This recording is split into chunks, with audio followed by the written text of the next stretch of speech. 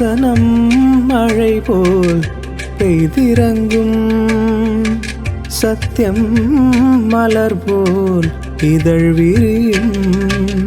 சத்தியம் சத்தியமே, சத்தியம் சத்தியமே, சத்தியம் சத்தியமே, சத்தியம் சத்தியமே.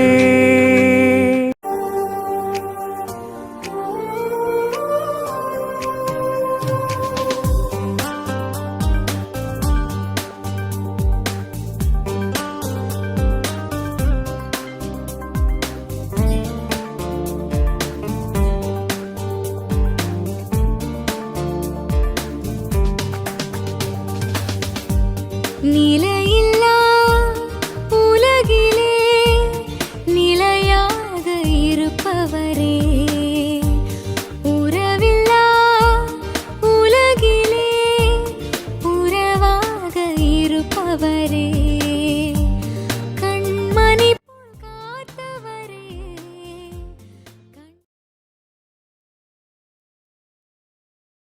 எல்லா பயத்துக்கும் விலக்கி நம்மை பாதுகாக்கிற ஆண்டவராகிய இயேசுவின் நாமத்திலே சத்தியம் சத்தியமே நேயர்களாகிய உங்களுக்கு எங்களுடைய அன்பின் வாழ்த்துகள். நாம் வாழக்கூடிய இந்த உலகத்திலே நாம் பொதுவாக மனிதர்கள் எப்படிப்பட்டவர்களாக இருக்கிறார்கள் என்று பார்க்கும் பொழுது அநேகர் நேர்மறையான எண்ணம் உடையவர்களாக, உணர்வுடையவர்களாக, அதே வேளையிலே அநேகர் எதிர்மறையான உணர்வுகள் உடையவர்களாக காணப்படுகிறார்கள். பயம், கவலை, சோர்வு, சோம்பல் இது போன்ற எதிர்மறையான உணர்வுகளால் மக்கள் பிடிக்கப்பட்டு அநேகர் இருக்கிறதை நாம் பார்க்க முடியும். அதிலே எல்லா மனிதர்களிடத்திலும் காணப்படக்கூடிய ஒரு மிக முக்கியமான எதிர்மறையான உணர்வு அல்லது எல்லா மனிதர்களும் பாதிக்கப்பட்டிருக்கக்கூடிய ஒரு எதிர்மறையான உணர்வு என்று பார்க்கும் பொழுது அது பயம் என்ற ஒரு உணர்வாக இருக்கிறது. நம்முடைய வாழ்க்கையை நாம் உதாரணமாக எடுத்துக்கொள்ளும் பொழுது நாம் சிறு வயதிலிருந்தே பயப்படக்கூடியவர்களாக இருக்கிறோம். சிறு பிள்ளையாக இருக்கிற போது நம்முடைய கண்கள் பார்க்க ஆரம்பிக்கிறது.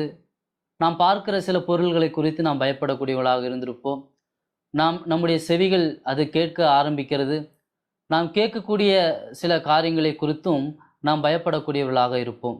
உதாரணமாக வெடி சத்தம் அல்லது சத்தமிட்டு இரைச்சலாக பேசுகிற பொழுது, கத்துகிற பொழுது சிறு குழந்தைகளும் கூட பயப்படுகிறதை நாம் பார்க்க முடியும்.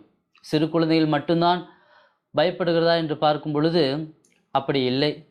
பள்ளியில் படிக்கக்கூடிய இளம் பிள்ளைகளும் கூட அவர்கள் பயப்படக்கூடியவர்களாக இருக்கிறார்கள்.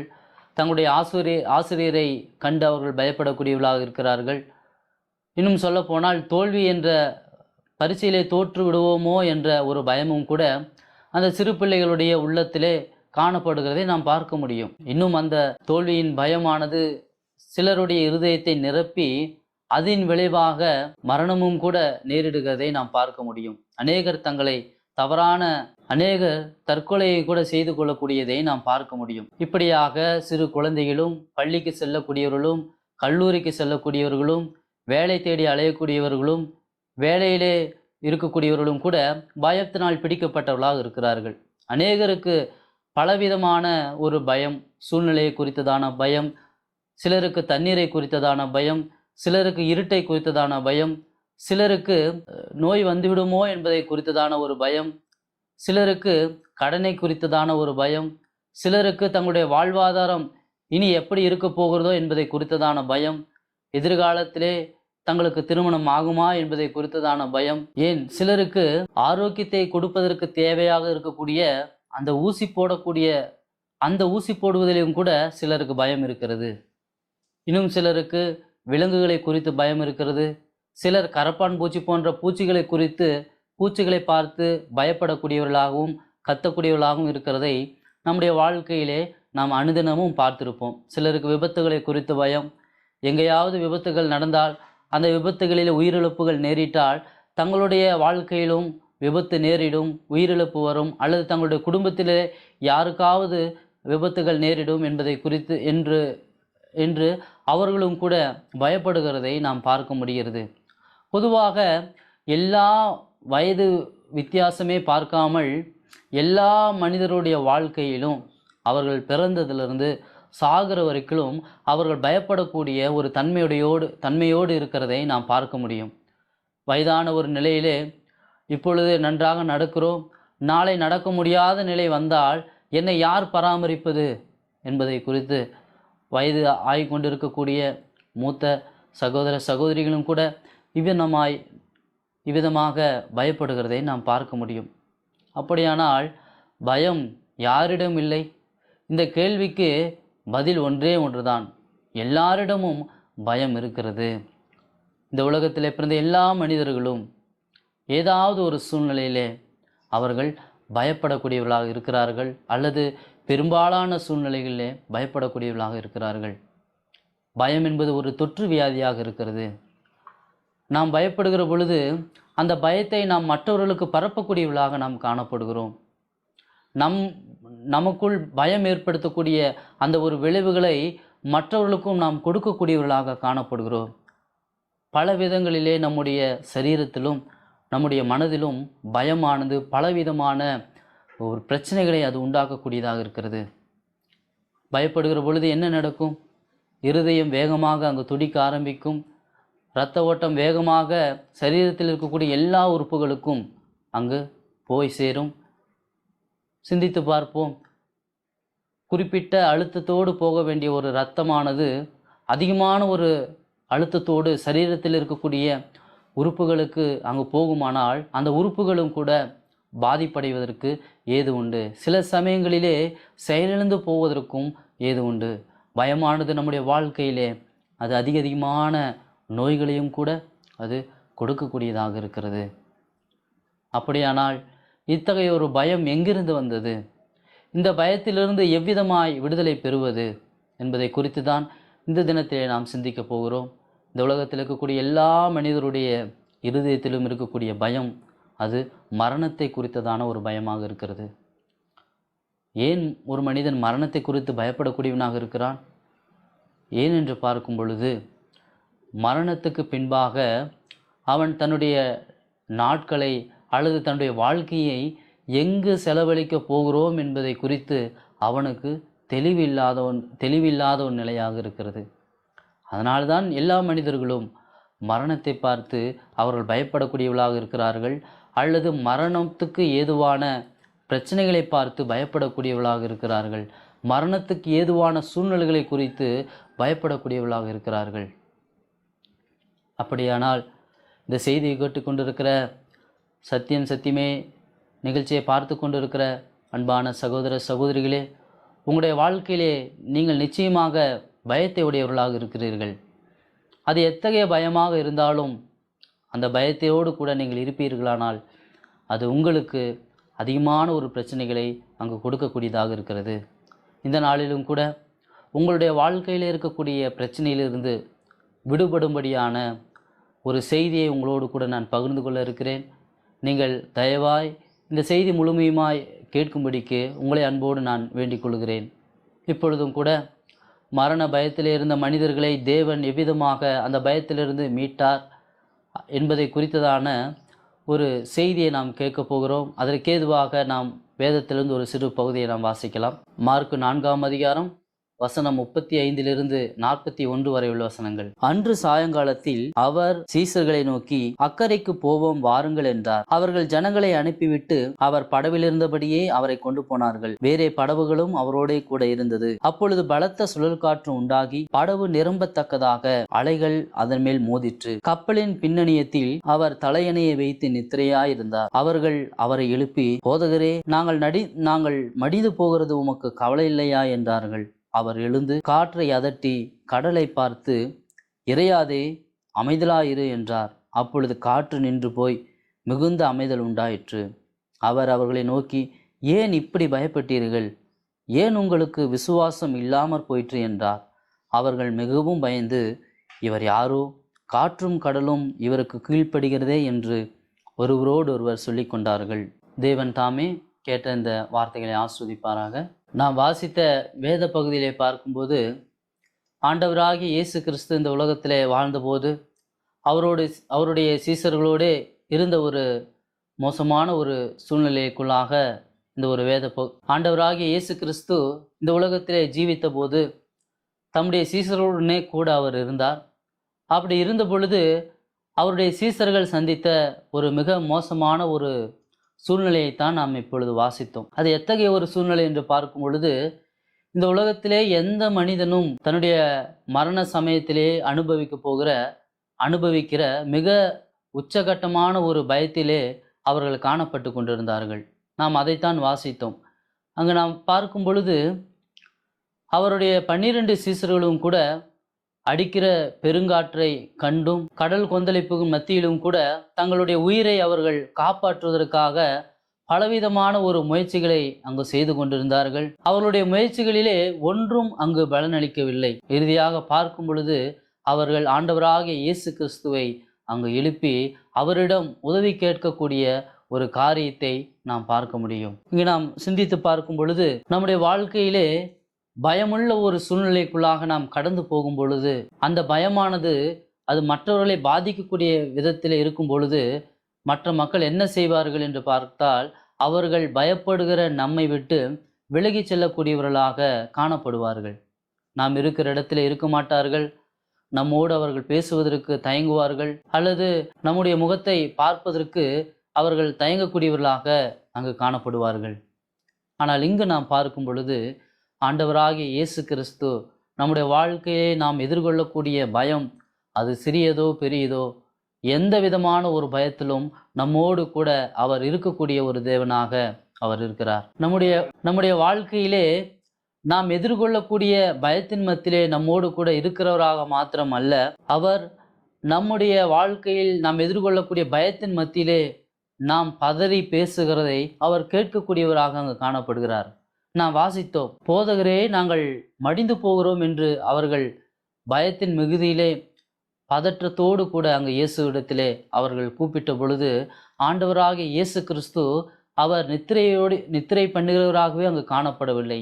அவர் உடனே எழுந்து அந்த காற்றையும் கடலையும் அதற்றுகிற ஒரு காரியத்தை நாம் பார்க்க முடிகிறது. இங்கு ஆண்டவராகிய இயேசு கிறிஸ்து சீசர்கள் எதிர்கொள்ளக்கூடிய அந்த பயத்திலிருந்து அந்த பயமுள்ள சூழ்நிலையை மாற்றுவதற்காக அந்த பயத்தை உண்டாக்கின காரண காரியங்கள் என்ன என்பதை எல்லாவற்றையும் அறிந்து கொண்டு அதை தமது மிகுந்த சர்வ வல்லமையினால் அங்கு நீக்கி போடுகிறதை நாம் பார்க்க முடியும்.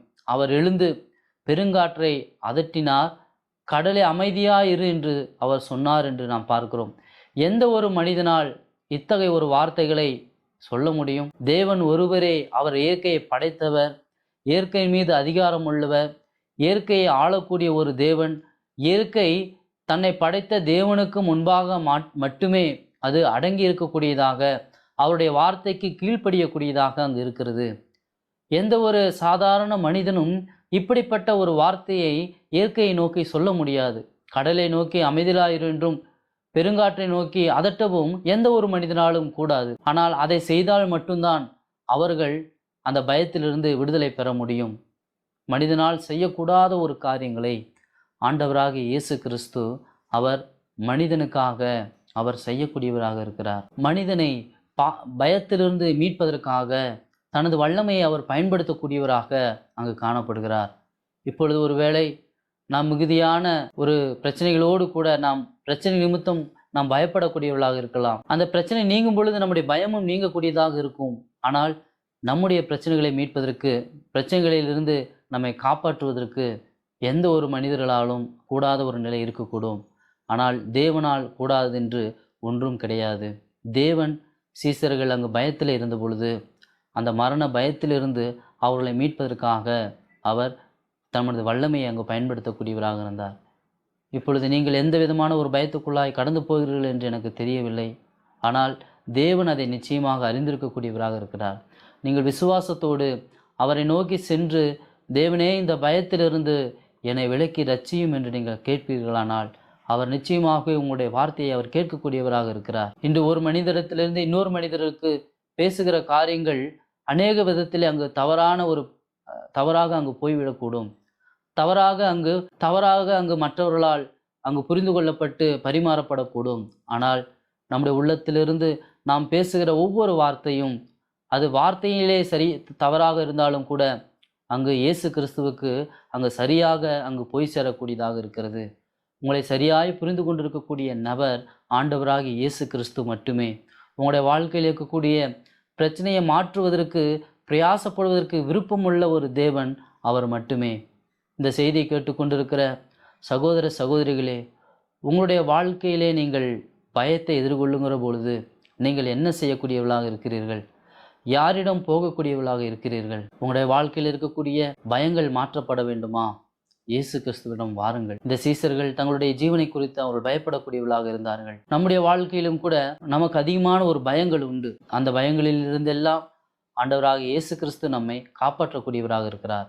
இங்கே நாம் வாசிக்கும் பொழுது சீசர்களுடைய ஜீவனை அவர் காப்பாற்றினார்.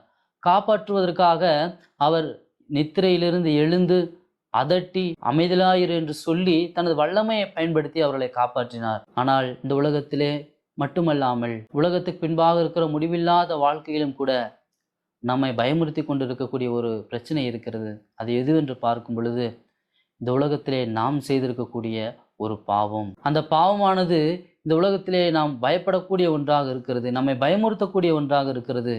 ஏன் என்று பார்க்கும் பொழுது அந்த பாவமானது இந்த உலகத்திலே நமக்கு அநேக வேதனைகளையும் கஷ்டங்களையும் நஷ்டங்களையும் இழப்புகளையும் நம்முடைய வாழ்க்கையிலே இருக்கக்கூடிய சரீர மன ரீதியிலான ஆரோக்கியத்தையும் அடுத்து கெடுத்து போடக்கூடியதாக இருக்கிறது. இந்த உலகத்திலே மாத்திரமல்ல, இந்த உலகத்துக்கு பின்பாகவும் கூட அந்த பாவமானது நம்மை பயமுறுத்தக்கூடிய நித்திய நரக ஆக்கினையிலே என்றென்றும் தள்ளிவிடக்கூடிய ஒன்றாக இருக்கிறது. வேதத்திலே நாம் வாசிக்கிறோம், பாவத்தின் சம்பளம் நரகம் என்று சொல்லி. பாவம் செய்கிற ஆத்துமா என்றென்றும் பயம் நிறைந்தவர்கள் இருக்கக்கூடிய நரகத்துக்கு நம்மை தள்ளிவிடும். வேதத்தில் நாம் வாசிக்கிற பொழுது பயம் உள்ளவர்கள் அங்கு நரகத்துக்கு அங்கு போகக்கூடியவர்களாக இருக்கிறார்கள்.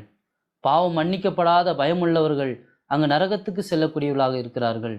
உங்களுடைய வாழ்க்கையிலே உங்களுடைய மரணத்தை குறித்து பயம் இருக்கிறதா? மரண பயத்திலிருந்து சீசர்கள் இயேசுவை தேடி சென்றது போல உங்களுடைய வாழ்க்கையிலும் கூட நீங்கள் இயேசுவை தேடி செல்லுங்கள். ஒருவேளை நீங்கள் கேட்கலாம், பாவம் என்னிடத்திலே இல்லை என்று சொல்லி. ஆனால் வேதாகமம் சொல்லுகிறது எல்லாரும் பாவம் செய்திருக்கிறார்கள் என்று சொல்லி. தேவனுடைய இருதயத்துக்கு ஏற்ற மனிதன் என்று பெயர் பெற்றிருந்த இஸ்ரவேலின் ராஜாவாகிய தாவீது தன்னை குறித்து சொல்கிறான், என் தாய் என்னை பாவத்தில் கர்ப்பந்தரித்தாள் என்று சொல்லி. தாவீது மாத்திரம் அல்ல, இந்த உலகத்திலே மனிதனாய் பிறந்திருக்கக்கூடிய நாம் எல்லாருமே பாவத்தோடு இந்த உலகத்திலே பிறந்தவர்களாய் காணப்படுகிறோம். நாம் நம்முடைய வாழ்க்கையிலே பயப்படுகிறோமானால் நிச்சயமாக நாம் பாவியாகத்தான் இருக்க முடியும். வேதத்திலே நாம் வாசிக்கிறோம், முதலாவது பாவம் செய்த ஒரு மனிதன் பாவம் செய்ததுக்கு பின்பாகவே அவனுடைய வாழ்க்கையில் அவன் பயப்படக்கூடியவனாக இருந்தான். அதாவது முதலாவது இந்த உலகத்திலே பயப்பட்ட ஒரு மனிதன் யார் என்று பார்க்கும் பொழுது அவன் தேவனால் மண்ணிலிருந்து உருவாக்கப்பட்ட முதல் மனுஷனாயிருக்கிற ஆதாம். ஆதாம் எப்பொழுது பாவம் செய்தான் என்று பார்த்தால், தேவன் செய்யக்கூடாது என்று சொன்னதை அவன் செய்த பொழுது, அதாவது அவன் பாவம் செய்த பொழுது அவன் பயப்படக்கூடியவனாக இருந்தான். ஒருவேளை இந்த செய்தியை கேட்டுக்கொண்டிருக்கக்கூடிய நீங்கள் எந்த காரியத்துக்காக பயப்பட்டாலும் சரி, உங்களுக்குள்ளாக பாவ சுபாவம் இருக்கிறது. நீங்கள் பாவி என்பதை அது ஒரு அடையாளமாக காட்டக்கூடியதாக அங்கு காணப்படுகிறது. பாவமானது என்னவென்று பார்க்கும் பொழுது, தேவன் எதை செய்ய சொன்னாரோ அதை செய்யாதிருப்பதும், எதை செய் என்று சொன்னாரோ அதை செய்யாதிருப்பதும், எதை செய்யாதே என்று சொன்னாரோ அதை செய்வதும் தான் பாவமாக இருக்கிறது. அப்படியானால் இந்த உலகத்தில் இருக்கக்கூடிய நாம் எல்லாரும் தேவனுக்கு முன்பாக பாவிகளாக இருக்கிறோம். ஒருவேளை மனிதர்களுக்கு முன்பாக வேண்டுமானால் நாம் ஒரு பாவம் இல்லாத ஒரு நபராக தோன்றக்கூடும். ஆனால் எல்லாவற்றையும் படைத்த தேவன், இருதயங்களை ஆராய்ந்து அறிந்திருக்கக்கூடிய அந்த சர்வ வல்லமையுள்ள கர்த்தருக்கு முன்பாக நாம் எல்லாரும் பாவிகளாக இருக்கிறோம் என்று அவர் நம்மை குறித்து சொல்லக்கூடியவராக இருக்கிறார். அடுத்ததாக நாம் பார்க்கும் பொழுது, பாவமானது அது பயத்தை பிறப்பிக்கக்கூடியதாக இருக்கிறது. பாவத்தின் விளைவே அங்கு மரண பயமாக அங்கு காணப்படுகிறது. பாவத்தின் விளைவுதான் நித்திய ஒரு நரகம். நாம் வாசித்தது போல ஆண்டவராகிய இயேசு கிறிஸ்து பயத்துக்கு காரணமாக இருக்கக்கூடிய எல்லாவற்றையும் அங்கு நீக்கி போடுகிறார். இன்று நம்முடைய வாழ்க்கையிலே பாவம் இருக்கிறது. அந்த பாவம் இருப்பதனால் நம்முடைய வாழ்க்கையிலே நாம் பயப்படக்கூடியவர்களாக இருக்கிறோம். அந்த பயத்துக்கு காரணமான பாவத்தை அவர் நம்மை விட்டு எடுத்து போட விரும்பக்கூடியவராக இருக்கிறார். 2000 வருடங்களுக்கு முன்பாக நம்முடைய வாழ்க்கையை நாம் எதிர்கொள்ளக்கூடிய எல்லா விதமான பயத்திலிருந்தும் நம்மை விலக்கி ரட்சிக்க வேண்டும் என்பதற்காக ஆண்டவராக இயேசு கிறிஸ்து இந்த உலகத்துக்கு வந்தார். இந்த உலகத்துக்கு வந்து பாவம் இல்லாதவராக, பாவத்தின் விளைவாகி இருக்கிற பயம் இல்லாதவராக இந்த உலகத்திலே வாழ்ந்து பயமுள்ள மனிதர்களுக்காக, பாவமுள்ள மனிதர்களுக்காக அவர் தமது இரத்தத்தை சிலுவையிலே அவர் சிந்தினார். அவருடைய இரத்தத்தினால் நீங்கள் கழுவப்பட்டிருப்பீர்களானால் உங்களுடைய பயங்களிலிருந்து, மரணத்துக்கு பின்பாக வரக்கூடிய தண்டனை என்ற பயத்திலிருந்து நீங்கள் காப்பாற்றப்பட முடியும். ஆண்டவராகிய இயேசு கிறிஸ்து சிலுவிலே மரித்து அடக்கம் பண்ணப்பட்டு 3ஆம் நாளில் உயிர்த்தெழுந்து இன்றும் உயிருள்ளவராக இருக்கிறார். உங்களுடைய வாழ்க்கையில் இருக்கக்கூடிய பயங்கள் மாறணுமா? அந்த பயத்தினால் நீங்கள் அதிக கஷ்டப்படாதபடிக்கு காப்பாற்றப்பட வேண்டுமா? ஆண்டவராகிய இயேசுவிடத்திலே வாருங்கள். உங்களுடைய பயத்தை போக்குவதற்கு அவரால் மட்டும்தான் முடியும். ஏனென்றால் பயத்திற்கு காரணமாக இருக்கக்கூடிய அந்த நரகத்திலிருந்து உங்களை காப்பாற்றுவதற்கு வல்லமையுள்ளவர் ஆண்டவராகிய இயேசு கிறிஸ்து மட்டுமே. இன்று மனிதர்கள் பயப்படுகிறதை பார்க்கும் பொழுது மனிதர்கள் அதற்கென்று பெயரிட்டு அழைக்கக்கூடியதையும் கூட நாம் பார்க்க முடியும். மனிதர்கள் தண்ணீரை குறித்து பொதுவாக பயப்படும் பொழுது தண்ணீரை குறித்ததான பயத்திற்கு ஹைட்ரோபோபியா என்று பெயரிட்டு இருக்கிறார்கள். இருட்டை பற்றிய பயத்திற்கு கிளாஸ்ட்ரோபோபியா என்ற பெயரிட்டு இருக்கிறார்கள். இப்படி பெயரிட்டு அழைப்பது எதற்காக என்று பார்க்கும் பொழுது எவ்விதமான ஒரு பயத்தினால் மனிதர்கள் பிடிக்கப்பட்டிருக்கிறார்கள் என்று அறிந்து அந்த பயத்திலிருந்து வெளிவரும்படியான ஒரு தீர்வுகளை கண்டுபிடிப்பதற்காகத்தான். ஆனால் இந்நாள் வரைக்கும் எந்த ஒரு தீர்வும் அங்கு எட்டப்பட்டிருக்க காணோம். மனிதர்கள் பயப்படுகிறவர்களாக இருக்கிறார்கள். அவர்கள் பயப்படுவதற்கு காரணம் அவர்களுடைய இருதயத்தில் இருக்கக்கூடிய பாவமாக இருக்கிறது. அந்த பாவத்தை நீக்குவதற்கு இயேசு கிறிஸ்துவால் மட்டும்தான் முடியும். ஒருவேளை உங்களுடைய வாழ்க்கையிலே நீங்கள் பயப்படக்கூடியவர்களாக இருந்தால் நீங்கள் நிச்சயமாக பாவ சுபாவம் உடையவர்களாக இருக்கிறீர்கள் என்று அர்த்தம். உங்களுடைய பாவ சுபாவங்கள் உங்களை விட்டு நீக்கப்பட வேண்டியது, உங்கள் பாவத்திற்கான ஒரு தண்டனை மன்னிக்கப்பட வேண்டியது அவசியமாக இருக்கிறது. நீங்கள் இயேசு கிறிஸ்துவனிடத்திலே வாருங்கள். ஒருபோதும் காலதாமதம் செய்யாதிருங்கள். ஏனென்று பார்க்கும் பொழுது உங்களுடைய வாழ்க்கையிலே உங்களுக்குள்ளாக இருக்கக்கூடிய பயம் அது உங்களை கொல்லக்கூடியதாக இருக்கிறது. உங்களை நீங்களே கொல்லுவதற்கு எதுவாக அந்த பயம் உங்களை உந்தி தள்ளக்கூடியதாக இருக்கிறது. உங்களை நீங்கள் பயத்திலிருந்து காப்பாற்றி கொள்ள வேண்டுமானால் சீசர்கள் போதகரே என்று இயேசுவை எழுப்பினது போல இயேசுவே என்று சொல்லி நீங்கள் அவரை நோக்கி கூப்பிடுங்கள். உங்கள் பாவங்களை அறிக்கையிடுங்கள். உங்கள் பாவங்களை அறிக்கையிட்டு மனம் திரும்பி இயேசு கிறிஸ்துவுக்கு பிரியமான ஒரு வாழ்க்கையை வாழ்வதற்கு முயற்சி செய்யுங்கள். தேவன் உங்களை எல்லா விதமான பயத்துக்கும் நீங்களாக்கி அவர் என்றென்றும் காக்க வல்லவராக இருக்கிறார். அந்த இயேசுவை நீங்கள் முழு இருதயத்தோடு நீங்கள் விசுவாசிக்கும்படியாக நாங்கள் தாழ்மையோடு உங்களை கேட்டுக்கொள்கிறோம். ஆமீன். உறவில்லா உலகிலே உறவாக இருப்பவரே, கண்மணி போல் காத்தவரே, கண்ணீரை துடைத்தவரே, உமையின்றி உலகிலே யாரும் எமக்கில்லை, நிலையில்லா உலகிலே நிலையாக இருப்பவரே, உறவில்லா உலகிலே உறவாக இருப்பவரே.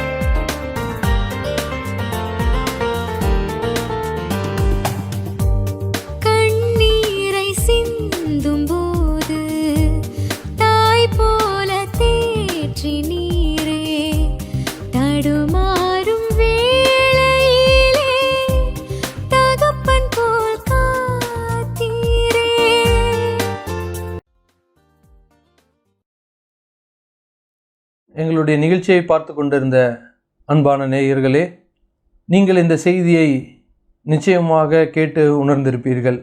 இந்த செய்தியில் சொல்லப்பட்ட ஒவ்வொரு காரியங்களையும் நீங்கள் நினைத்து இயேசு அண்டையிலே உங்களுடைய வாழ்க்கையை கொடுக்க வேண்டியது மிக அவசியமாக இருக்கிறது.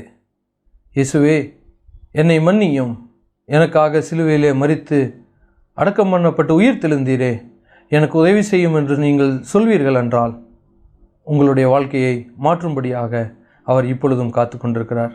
என்னோடு சேர்ந்து நீங்களும் ஜெபிப்பீர்களா? எங்களை அன்பாய் நேசிக்கிற பிதாவே, இரட்சகரே, எங்களுக்காக வேண்டி எல்லாவற்றையும் செய்து முடிக்கிற உன்னதமான கர்த்தாவே, என்னுடைய வாழ்க்கையிலே நீர்தாமே வந்து நல்ல சமாதானத்தை, நல்ல சந்தோஷத்தை எனக்கு தாரும். நான் பாவியாக இருந்தேன், எனக்காக சிலுவையிலே நீ செத்து அடக்கம் பண்ணப்பட்டு 3ஆம் நாள் உயிரோடு எழுந்தீர் என்று நான் நம்புகிறேன். இயேசுவே, என்னை மன்னித்து உம்முடைய மகளாக மாற்றும் கிருபையுள்ள பிதாவே, இதை கேட்டுக்கொண்டிருந்த ஒவ்வொருவருடைய வாழ்க்கையிலும் நீரே ஆசீர்வாதத்தையும் சமாதானத்தையும் சந்தோஷத்தையும் நிறைவாய் தரும்படி கர்த்தராகிய இயேசுவின் நாமத்தில் தாழ்மையோடு ஜெபிக்கிறோம் பிதாவே, ஆமென். உங்களுடைய சந்தேகங்களையும் ஜெப தேவைகளையும் தாராளமாக எங்களுக்கு நீங்கள் தெரியப்படுத்தலாம். கட்டாயமாக நாங்கள் உங்களுக்காக ஜெபிக்கிறோம். மேலும் இந்த செய்தியை குறித்து நீங்கள் தெரிந்து கொள்ள விரும்பினால் எங்களுடைய தொலைபேசி எண்ணை நீங்கள் அழைக்கலாம். தொலைபேசி எண் 9772236648. எங்களை தொடர்பு கொள்ள வேண்டிய முகவரி அகாப்பே காஸ்பல் ஊழியங்கள், ஃப்ளாட் நம்பர் 1554 வாசன் சிட்டி, 15வது குறுக்கு தெரு, சோமரசம்பேட்டை, திருச்சி 620102. எங்களுடைய மின்னஞ்சல் satyamsatyame@gmail.com. தொலைபேசி எண் 9745236648. நீங்கள் எங்களை ஃபேஸ்புக்கிலும் யூடியூபிலும் தொடரலாம். மேலும் இந்த செய்தியை பின்தொடர எங்களுடைய சத்தியம் சத்தியமே என்ற சேனலை லைக் செய்யவும், சப்ஸ்கிரைப் செய்யவும், ஷேர் செய்யவும், பெல் பட்டனை கிளிக் செய்யவும். அதற்கான முகவரி கொடுக்கப்பட்டிருக்கிறது. தேவன் தாமே உங்களை ஆசீர்வதிப்பாராக. ஆமேன். வசனம் மழை போல் பெய்திறங்கும், சத்தியம் மலர் போல் இதழ் விரியும். சத்தியம் சத்தியமே, சத்தியம் சத்தியம்.